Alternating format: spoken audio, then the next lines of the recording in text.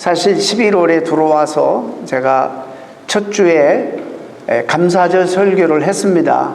그런데 오늘 두 번째 이어서 감사절 우리가 기억해야 될 것이 뭐냐면 하나님의 은혜, 특별히 이제 오늘날 우리가 살고 있는 이 사회는 농경사회가 아니까 추수라는 말보다 감사라는 문자가 더 크게 확대되어서 보여져야 되는 그런 시대에 우리가 살아가고 있습니다. 그런데 지난 2주 전에 제가 말씀을 드리기를 우리가 얻은 것, 하나님이 다 주신 것이지만 특별히 얻은 것은 우리 제사 제도와 절기를 설명하면서 하나님의 포션이 분명히 있다. 그래서 하나님의 포션을 하나님 앞에 드려야 되고, 또 물론 하나님은 우리를 사랑하셔서 우리에게 주시는 포션도 있고, 그 다음에 또 이제 세 번째는 이웃을 향한 그런 포션이 있다 말씀을 드렸습니다. 우리의 포션은 설명 안 드려도 우리가 너무나 다 잘 알고 있기 때문에 지난 시간에는 하나님께 드리는 포션에 대해서 말씀을 드렸다면 오늘은 좀 더 우리 이웃에게 나눠야 되는 그런 명령과 감사절의 정신, 이 포션을 우리가 함께 나누려고 합니다. 아무쪼록 이 감사절의 정신이 무엇인지를 여러분들이 다시 정확하게 그 의미를 깨닫고 이 감사를 회복하는 그런 시간이 되었으면 좋겠습니다.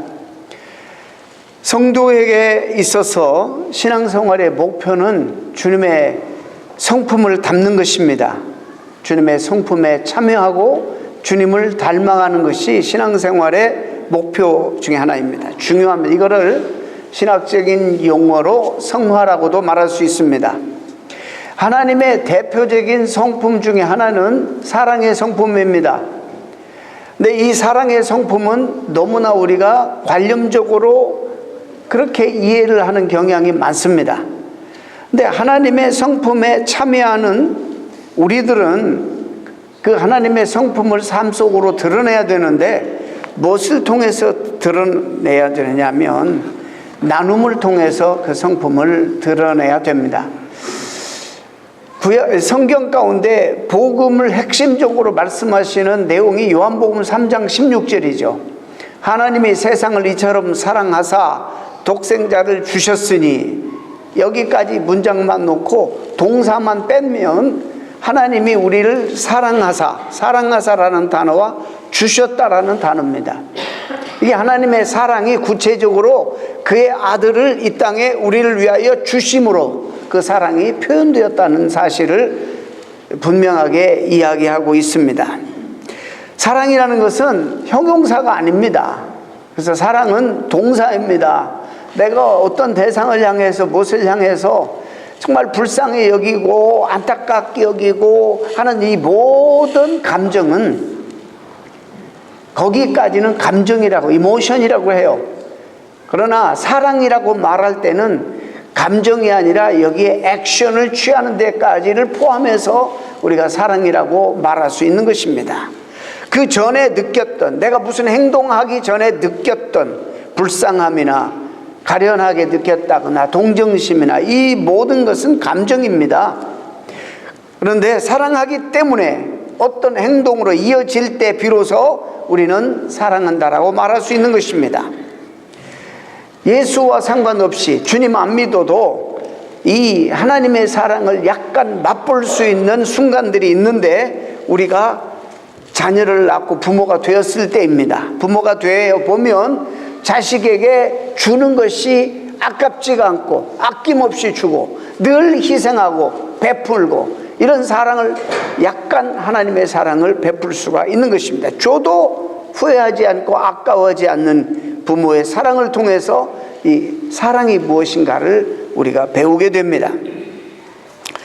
그래서 성경적으로 보면 오늘날 이 부분이 대단히 한국 교회 신학계에 문제가 많이 되고 있습니다.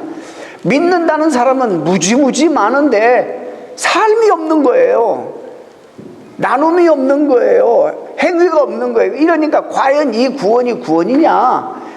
우리가 너무나 신앙만을 맹종하는 것이 아니냐. 성경에 보면 하나님을 제대로 만나면 분명히 여기에 열매가 수반되고 여기에 분명히 하나님의 은혜에 대한 보답이 있어야 되고 응답이 있어야 되는데 이런 삶이 없기 때문에 요즘 굉장히 한국교회가 이 문제로 열매가, 그러니까 신학계에서 이제 과거에는 신학 때문에 눌려서 이단이라고 평가받고 말 잘못하면 행위구원이라고, 행위구원자라고 얘기하고 이러니까 말 못하다가 이제는 소장파 목사님들이 공부 많이 하고 용기를 내어서 자꾸 이야기를 합니다. 사실 성경에 나와 있는 거예요. 행위가 없는 믿음은 그건 죽은 믿음이다, 이렇게 말씀하잖아요. 그래서 은혜를 받고 사랑을 받으면 분명히 열매가 드러나야 된다.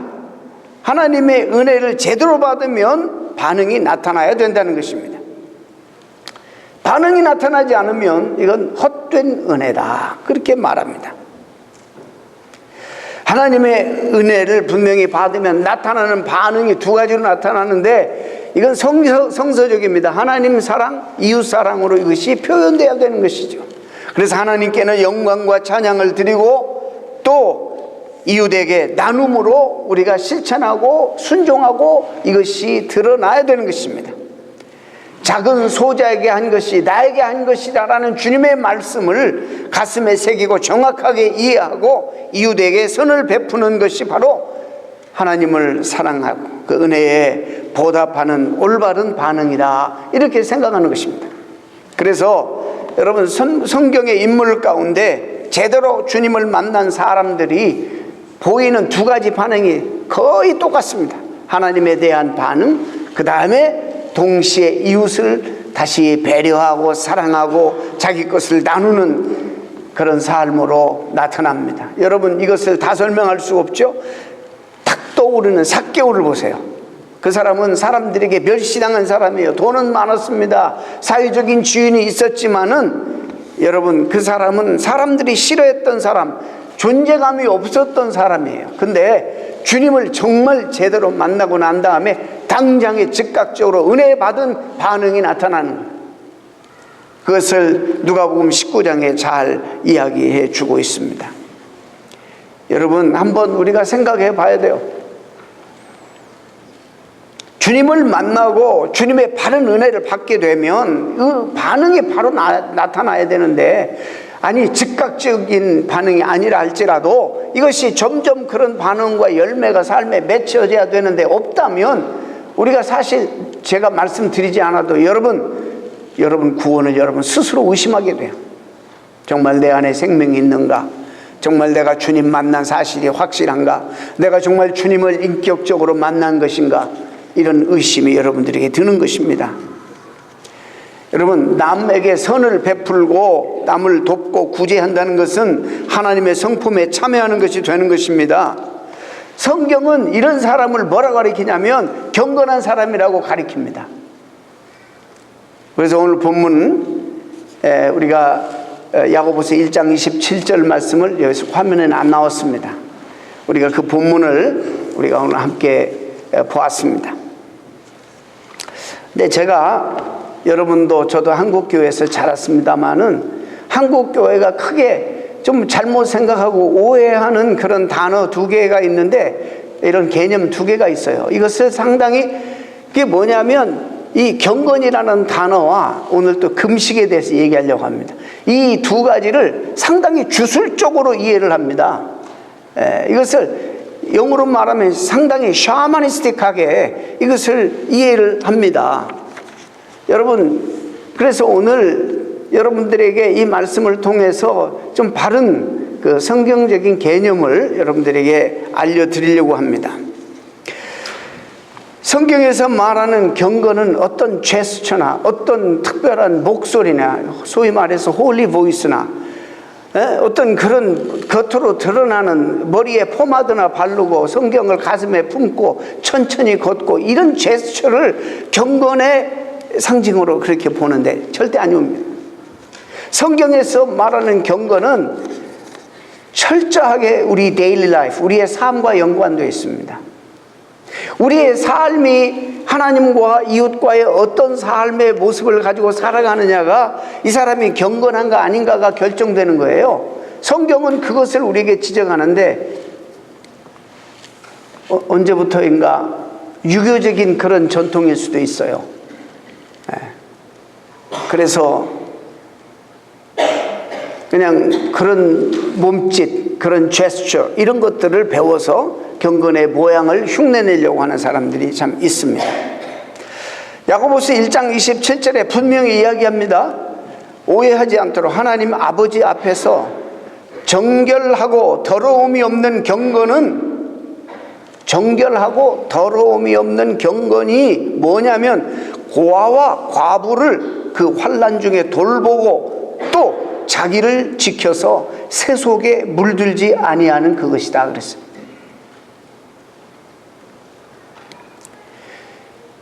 어떤 자세, 어떤 모양, 어떤 목소리가 아니라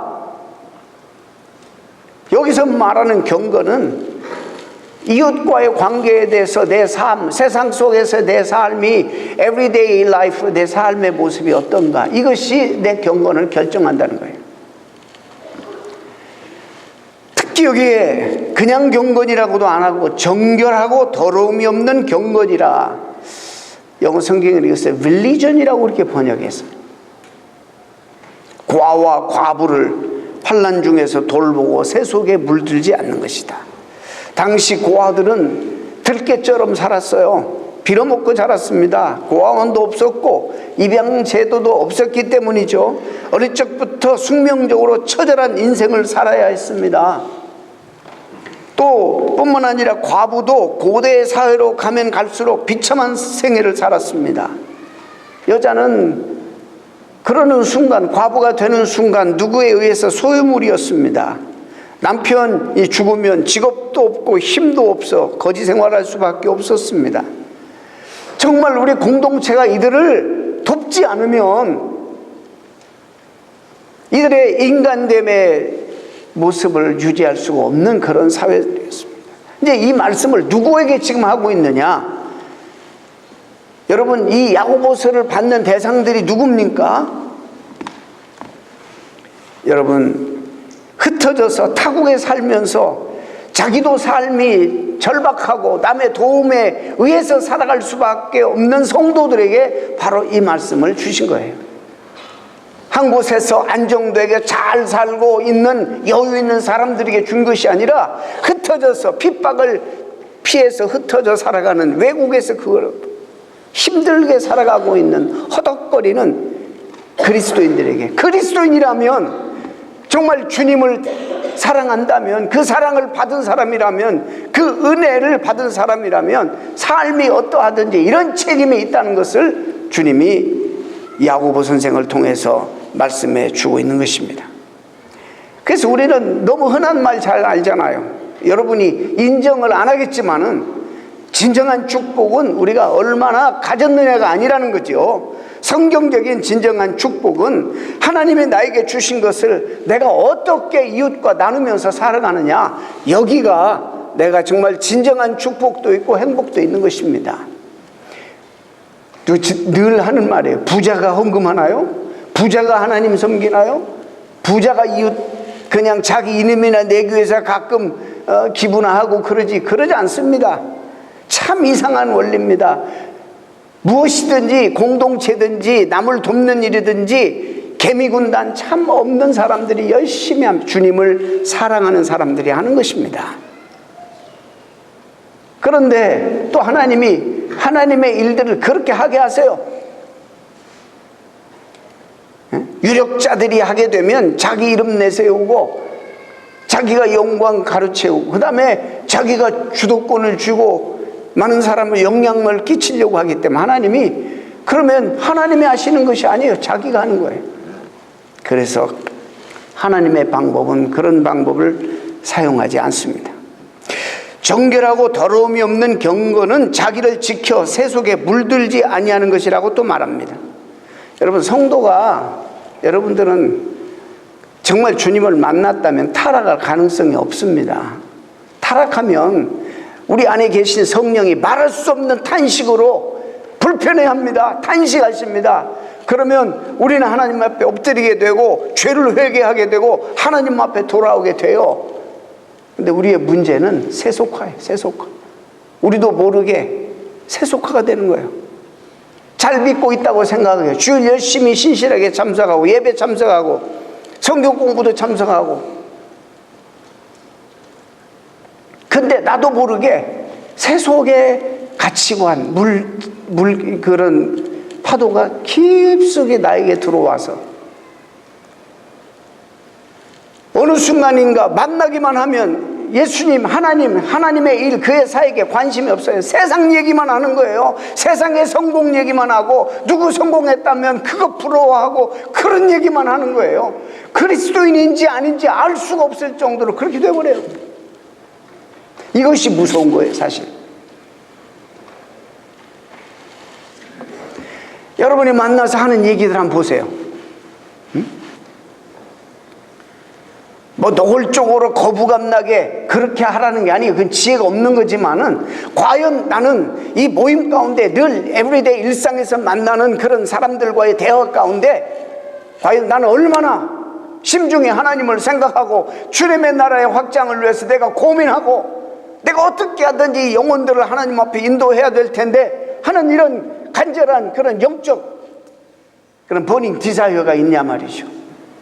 그냥 만나면 세상 얘기나 하고 누가 잘 됐대. 거기에 만나면 상처만 받는 거예요. 뭐 그냥 자랑하잖아요. 만나면 내 자식이 어디 뭐 잘 됐다, 잘 풀렸다, 성공했다, 뭐 돈을 연금을 얼마나 판다 이런 얘기만 하고 센 잔 입는다, 뭐 입는다. 요즘 그냥 성교지까지 센 잔을 끌고 오는 사람이 있지 않나. 하여튼 나는 보기에는 한번 봤지만 뭔지도 모르겠어.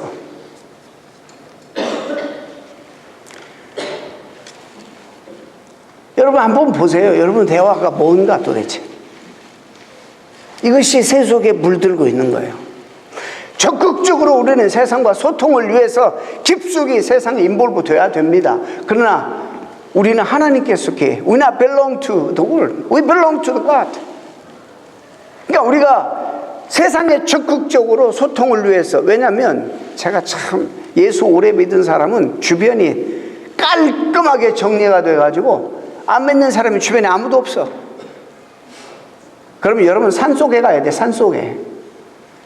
하나님께서 여러분 세상에 남겨둔 이유가 있어요. 적극적으로 소통하는데 목적을 가지고. 나쁜 말이 아니에요. 나에게 있는 소중한 이 복음, 주님 이것을 어떻게든지 전하고 이들을 주님 앞으로 인도해야 된다는 목적을 가지고 여러분은 세상 치고도 많이 사귀어야 돼요. 전도하러 가면 눈 씻고 봐도 전도할 사람 없어요. 이래 잘못 살아온 거예요. 여러분, 우리를 세상에 남겨두신 이유가 있어요. 세상에 적극적으로 참여해야 되지만 그러나 세상과 철저하게 구별되는, 이게 영어로 말하면 이 두 개념이 contradictory 하는 그런 이슈 개념이겠지만 아니에요. 이거는 조화를 이루어야 되는 거예요. 아름다운 조화. 이 긴장 속에서 우리는 살아야 돼요. 그렇게 되니까 성도로서 삶과 힘과 능력을 늘 상실해 버리는 거예요. 아무 힘이 없어요. 아무 능력이 없어요. 그래서 이런 사람들 뭐라고 그러냐면 경건의 모양은 있지만 어떤 때는 참 예배 드리는데 경건하게 드리고 성경 지식도 많이 알고, 그런데 경건의 아까 말 제스처, 포스처 이런 것은 있지만 능력은 상실해 버린. 그래서 얼마나 한국 사회나 이민 사회에 그리스도인들 얼마나 많아요. 그런데 이들을 통해 세상은 끔찍 안 해. 아무런 영향력이 없으니까. 그래서 정결하고 더러움이 없는 경건은 세속에 물들지 않도록 자신을 지키는 것이라 말씀하고 있습니다. 네? 팁을 드릴까요? 세상에 물들지 않고 자신을 지키는 강력한 방법 중에 하나가 바로 여러분이 제일 좋아하는 여러분의 물질을 나누는 거예요. 이런 걸 통해서 우리 자신을 지킬 수가 있어요. 세상은 자기 거 어떻게든 이것을 지키려고 합니다.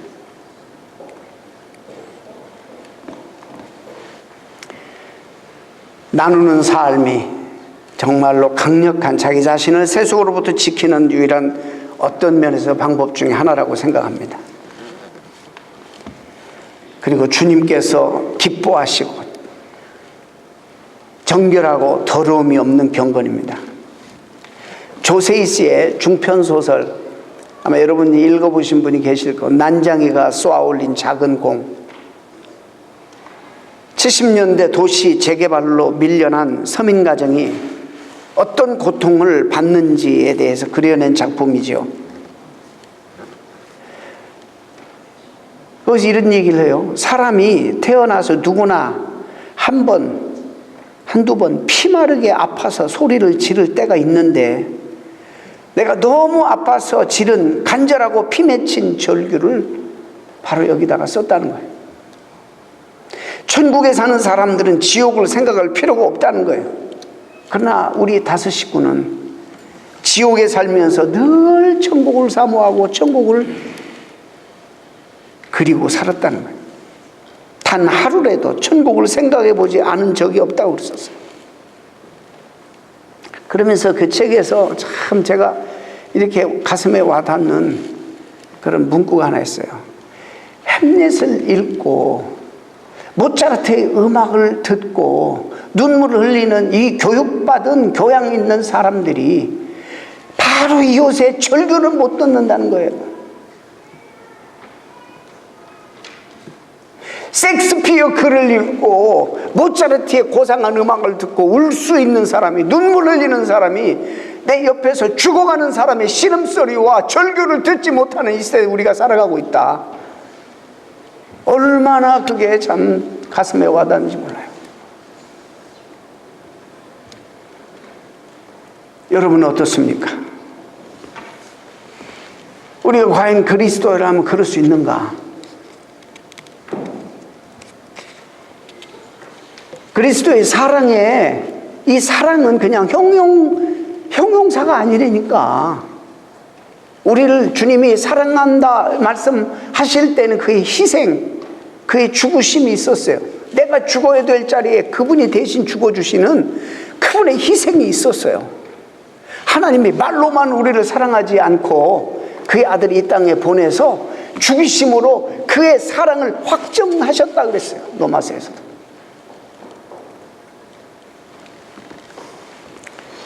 자, 잠언 17장 19절 이제 띄워주세요. 잠언 19장 17절 혹시 이렇게 나와 있어요. 예. 아닌데요? 제가 이거 지워주세요. 이거 아닙니다.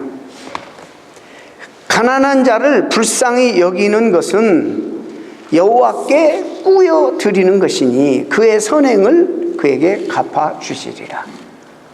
자, 가난한 자를 도와주는 것은 하나님이 나에게 뭐라고요? 꾸어주는 것이다 그랬어요. 그러니까는 하나님이 채무자가 되어주신다는 거예요.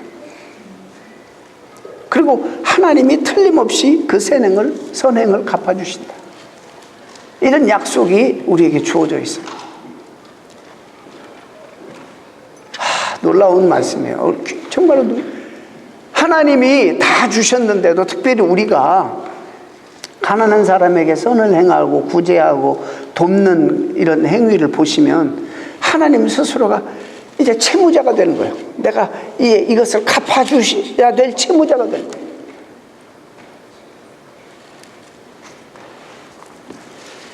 내가 선행한 것은 하나님께 꾸어드리는 것이라는 거예요. 하나님, 내가 꾸어드립니다. 이제 이런 말이에요.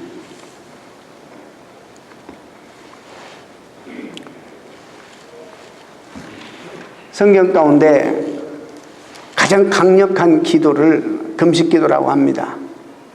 오늘 시간이 많이 없기 때문에 금식기도.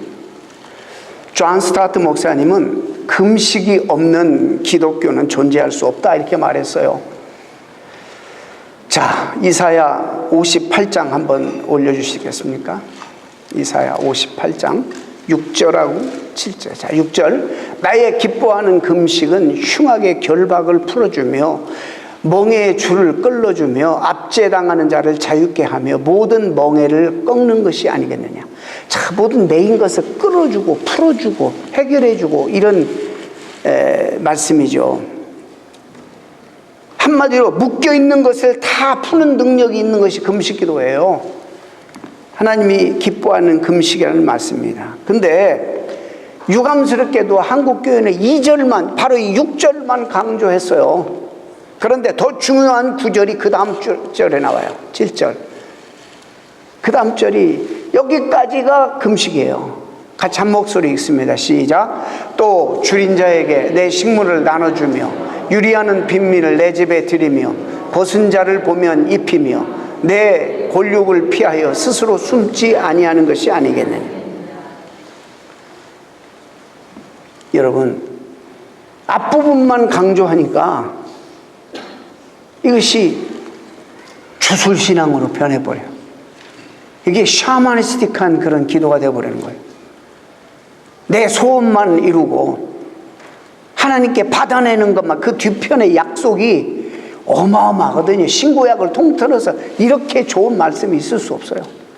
제대로 이런 금식을 하면, 금식은 굶는 것이 중요한 게 아니에요. 굶는 게 금식이 아니에요. 어떤 면에서 이 7절이 더 강조돼야 돼요.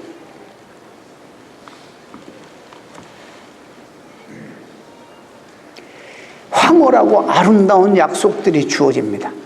여러분 좋아하시니까 기분 좋게 한번 하나님의 약속 읽어봅니다. 8절 시작. 그리하면 내 빛이 아침같이 비출 것이며 내 치료가 급속할 것이며 내 의가 내 앞에서 행하고 여호와의 영광이 내 뒤에 호위하리니. 그 다음 9절.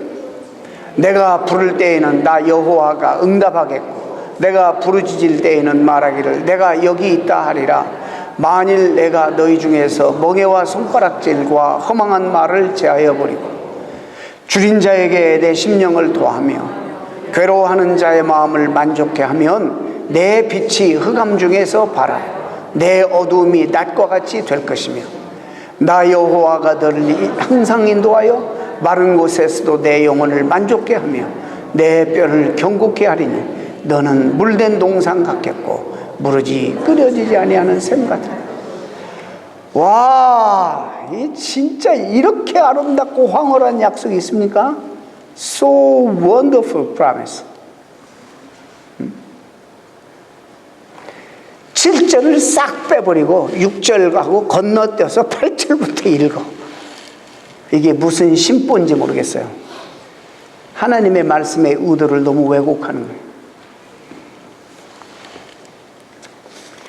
여러분, 여러분이 남을 돕는 선한 일은 하나님이 채무자가 되셔서 갚아주신다는 약속이에요. 나한테 안 갚아주면 내 자식에게 갚아주고 어떤 방법으로 하나님 갚아주세요. 하나님의 신실한 약속이에요. 제 말이 아니에요.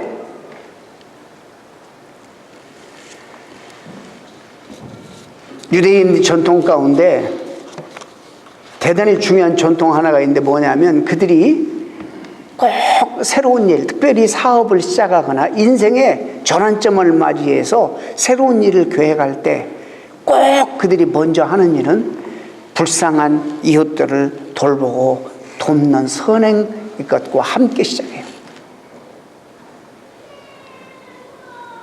이것이 전통이 되었대요, 유대인들은. 그래서 유대인들은 뭐 특별히 물리적으로 정치적으로 어려울 때 그렇게 희생당하고 그러지 않고서는 굶어 죽는 일이 없어. 공동체가 그냥 너무너무 강인하니까.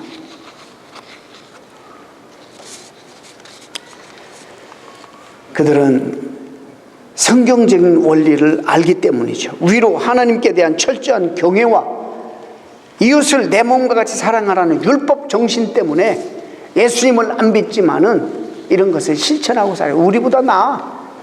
예수 믿는 우리보다. 부끄러워요, 우리는. 자, 디모데전서 6장 한번 또 보겠습니다. 디모데전서 6장 17절. 내가 이 세대에서 부한 자들을 명하여 마음을 높이지 말고 정함이 없는 재물에 소망을 두지 말고 오직 우리에게 모든 것을 후히 주사 누리게 하시는 하나님께 우리의 마음을 두라. 그 다음에 18절, 선을 행하고 선한 사업을 많이 하고 나누어 주기를 좋아하며 너그러운 자가 되게 하라. 그 다음, 이것이 장래에 여러분을 위하여 자기를 위하여 좋은 터를 쌓아 참된 생명을 취하는 것이니라.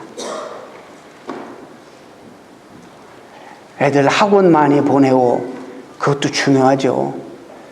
미술, 태권도, 웅변, 별것 다 보내서 무슨 그런 것도 해야 되지만 더 중요한 여러분의 터, 장래 자녀를 위한 터,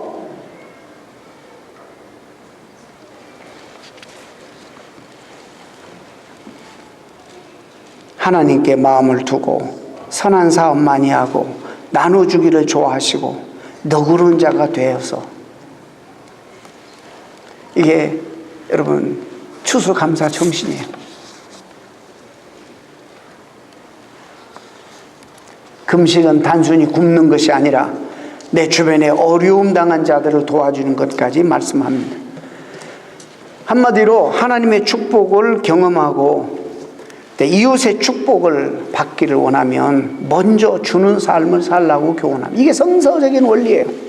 대접을 받기를 원하면 대접하라. 여러분, 이것이 바로 감사절 정신이에요. 십자가가 무엇입니까? 공의와 사랑이 기가 막히게 만난 신비스러운 장소, 기적적인 장소예요.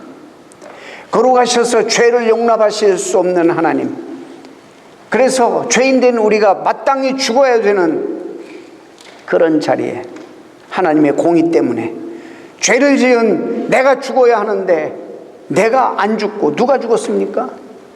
예수 그리스도, 나를 사랑하시는 주님이 내 대신 죽으셨습니다.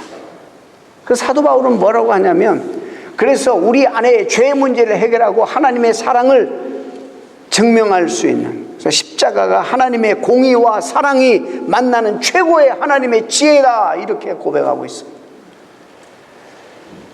여러분, 성경을 얘기한다고 그래서, 성경이 어느 부분을 강조한다고 그래서 저는 안 믿어요. 여러분 믿지 마세요. 가장 중요한 십자가 정신으로 살아가느냐. 정치인들이, 이 세상의 지성인들이 막 성경을 인용하고 그러잖아요. 아주 자기 삶은 이기적이면서 십자가 정신의 삶은 전혀 없으면서 아주 할렐루야 아멘은 외쳐대고 성경 이곳저곳 해서 인용하고, 틀린 것입니다. 십자가 정신으로 살아가느냐, 여기에서 이 사람의 경건이 결정되고 이 사람의 하나님이 기뻐하시는 삶인가 아닌가를 알 수 있게 됩니다. 제가 좀 짧으면 저 보세요. 영어도 다 준비해서 영어 설교 하려고. 대체 음식 냄새가 솔솔 들어가서 여러분이 시험 받겠죠? 근데 아이들한테 너무 미안하네. 밥 먹고 아이들 따로 만나요. 2세들 영어권 따로 만나요. 제가 2세들에게 오늘 이 설교를 영어로 그대로 또 해주겠습니다. 그거 봐요. 준비해왔어, 원고도. 근데 이 어르신들이 너무 They're not patient enough for food.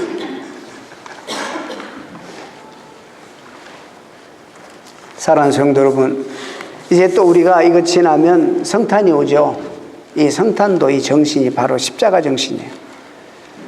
우리 정말 너무 이렇게 움켜쥐지 말고 좀 열을 때 이런 것들로 사람을 좀 사세요. 이런 것들로 사람을 좀 사시라고. 여러분만을 위해서 살면 여러분 사람 다 떨어져 나가요. 이기적이고 배품이 없고 열미 없고 늘 대접만 받으려고 하고 누가 좋아하겠어요? 자, 말씀을 했습니다. 우리가 얻은 것은 하나님의 은혜로 하나님이 주신 것이에요. 그런데 특별히 우리가 너무 이기적이니까 하나님이 제사법을 통해서 하나님께 온전히 드리게 그렇게 하시는 부분도 있고, 그 다음에 우리의 것도 가져가게 하시고, 그 다음에 이웃을 섬기도록 이웃의 포션도 있다는 것을 가르쳐 주셨습니다. 여러분의 삶을 다시 한번 점검하면서 성경적이고 정말 하나님이 기뻐하시는 경건한 그리스도인 되시기를 주님의 이름으로 축원합니다. 기도하겠습니다. 하나님 감사합니다.